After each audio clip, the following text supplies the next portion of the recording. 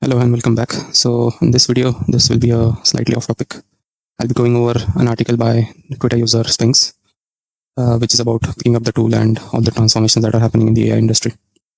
So let's go over the articles, try to understand how the new industrial revolution is being shaped. This is just a review. These are all his personal opinions. They don't necessarily correspond to the truth in the markets, but we'll try to understand and try to figure things out about what all things are being portrayed. Yeah, so he's saying, welcome to the fourth industrial revolution. You'll be all right. Just pick up the tool. There is some historical context. The first industrial revolution from 1760 to 1840, steam and mechanization. The spinny jenny caused hand spinner to riot, but mechanized textile created factory jobs, shipping jobs, retail jobs, and made clothing affordable for millions. The textile workforce grew massively. Watt's steam engine in 1776 replaced manual water pumps in mines, but it spawned railroads, steamships, factories, and industries that didn't exist before. Created engineers, conductors, machinists, and boiler makers. The Luddites, 1811 to 1816, literally smashed machines within a generation. Britain's industrial workforce to have the old artisan class, more people employed, not fewer.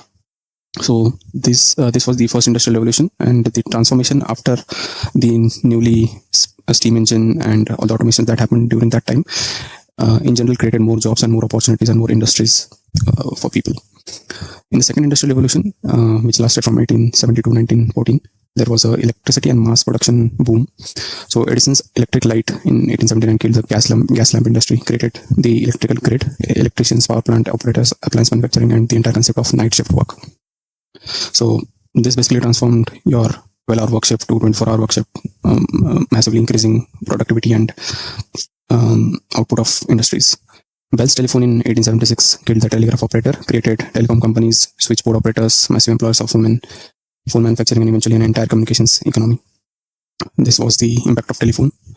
Ford's assembly line, skilled craftsmen said cars would destroy carriage makers, blacksmiths, horse breeders. It did, but the auto industry alone created millions of jobs. Assembly workers, mechanics, gas stations, and road construction. Motel suburbs, insurance dealerships. One invention restructured the entire American economy. Refrigeration destroyed the ice harvesting industry. Around 300k jobs. Created cold chain logistics, supermarkets, food processing, and global food trade.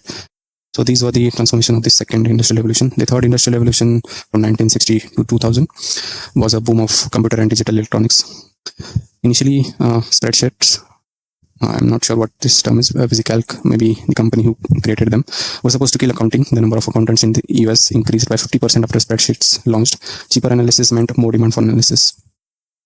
ATM, everyone said bank tellers were done. The number of bank tellers actually increased because ATMs made branches cheaper to operate. So banks opened more branches. Okay, so this was like a revolution of easier cash flow, easier withdrawal of money.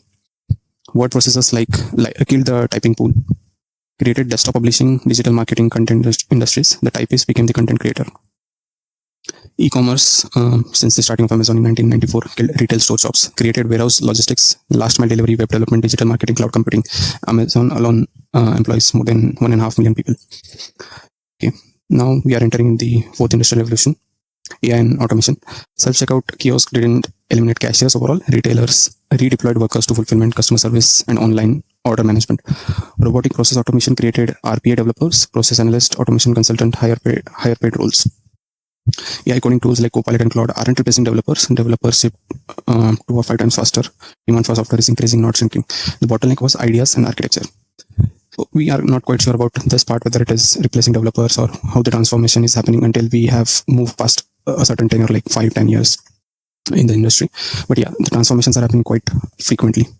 So in 1900s, 40% of Americans worked in agriculture. Today it's under 2%.